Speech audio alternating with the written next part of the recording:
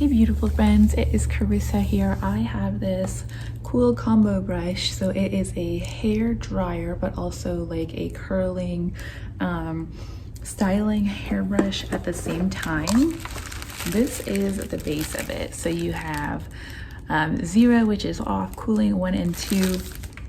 And then the top part here actually has 3 different tops that you can add to it.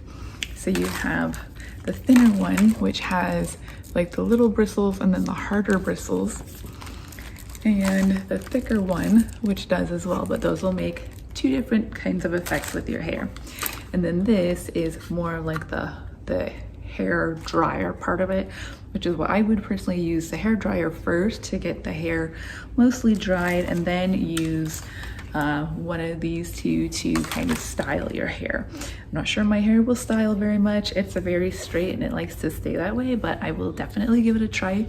After I shower, I will use the blow dryer part of it, and then I'm gonna go for like the bigger one and see if I can make some like kind of waves in my hair with it.